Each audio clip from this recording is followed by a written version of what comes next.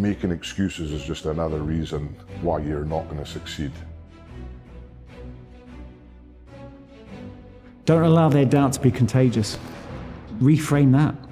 I think I'm going to prove you wrong. Easy path every time. Every time. The hard path is the only path. You know, at the end of the day, you have to push through that short-term discomfort for any long-term gain. Nothing comes easy. You know, a lot of people say that there were so many obstacles in the path, that obstacles are the path. It's a case of just pushing through that short-term discomfort. Embrace the discomfort, that's where you grow.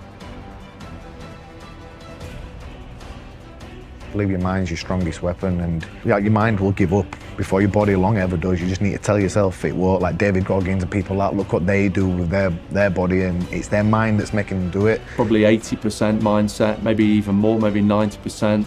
And you can achieve anything you want to in your life if you have the right mind. For me, by having the mindset that I could achieve this, what seemed like an unreachable goal probably for your mind at the time, how do you know you're going to get up to this level? And your mind has to tell you, or has to risk the fact that, yeah, I can do this. And what is the worst thing that can happen? Oh, I give something a really good go, but I just don't make it. Is that really that terrible? Or do we use excuses and just don't even go for it? You can achieve anything if you've got the right mind. And I also believe your body responds if your mind's in the right place. After I did all these 7 swims, I did ice swimming. Hadn't had much experience of ice swimming in 2-3 degrees water temperature. They used to say you would die 3 minutes, 3 or 4 minutes to survive. The reason that I managed to do that isn't because physiology, I'm made up of different blood.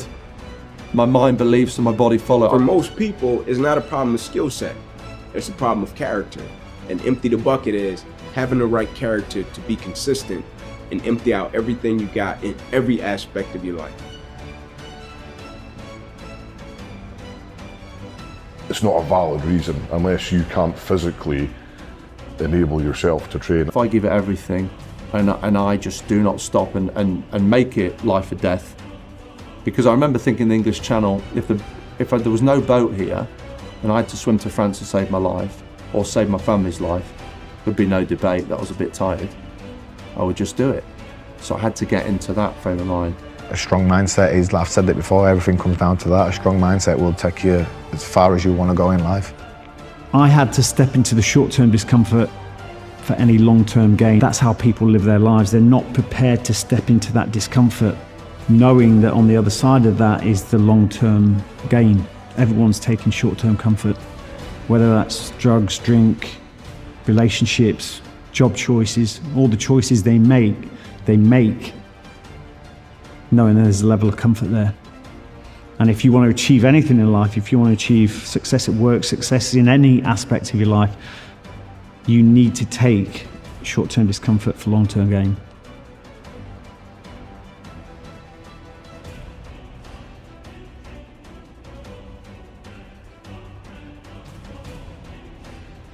You can make up as many excuses in your mind as you want with things, and as a kid, I don't think I ever wanted to face failure, so I never really I never wanted to take on too many big things. I think when I was younger, it probably been too much for me because I didn't want to fail. It's that word failure. So it's easy to use an excuse for not doing something because you might just end up sad or feel bad about yourself. But I think we all know you can make all the excuses in the world, but in the heart for hearts, why not just go through it, step over that line, see how capable you are, forget excuses. We have one life. I'd rather go for something and not achieve it and try really hard than just come up with excuses. Is it worth it? Is the end goal worth all the hard work that you're putting through? Is it worth dragging yourself out of bed when your body's in pain? Is it worth getting in there and sparring with some guy who's probably a lot better than you, but you're trying to better yourself? Is it worth round 5 when you're exhausted and there's 30 seconds left and the fight's even? Is it worth pushing yourself that little bit extra? Is it worth running an extra mile? Is it worth getting up at 6 in the morning doing hill sprints? Is it worth it? And the answer will always be, for me, yes. In your life, we can't escape anything that goes on with life. We all are not immune to problems or drama or trauma or tragedy. So, you know, when you're going through some sort of difficulties, you know, first find out whatever that difficulty may be. You know, you do all within your power, and you believe. You be optimistic about it. You know, being negative about a situation, staying in that place, it never helps. You know, it's nothing wrong with understanding that place, feeling bad about it, looking at it for what it is, but don't stay there. You got to get back on that other side and start looking at the resolve, the resolution of it, or how can I get back to feeling good and feeling prosperous again, to where I'm not dealing with this obstacle.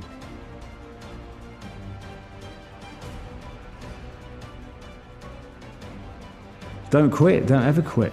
You know, persistence beats resistance. You know, that for me, quitters is failure. You know, but also understand that failure is, you know, success is a series of failures. So people that quit, the only people that fail are people that quit. You know, if that stops you from achieving your goals, then, you know, you have failed. You're embracing failure. This too shall pass, right? And the reason I would say that is, like I said, I champion adversity, right? We know what to do when things go right. But the next time it gets tough, the next time you question your purpose, the next time you question your existence, your mission, if you're supposed to be doing what you're doing, and it gets tough and challenging, just whisper to yourself, this too shall pass. This too shall pass. The thing is, when you are broken, it doesn't necessarily last forever, does it? So you can be a bit broke, you stick it back together, and let's go again. I just don't think about it, just do it. You know, it's, if you find your passion in anything, you know, it could be baking, it could be drawing, writing, whatever, it's find that passion and just don't let it go. Don't have that plan B. Your life is just so fragile. I mean, you don't know what's going to happen tomorrow, so treat each day like it's your last day. You enjoy life a lot more doing it that way, I think. Temporarily broken, not permanently. That's part of life. That makes you stronger as well. It doesn't need to be about the big stuff. You know, it doesn't need to be about these life-threatening situations. We're faced with this day in, day out. You know, everything we do in life is about taking the short-term discomfort. You need to take short-term discomfort for long-term gain.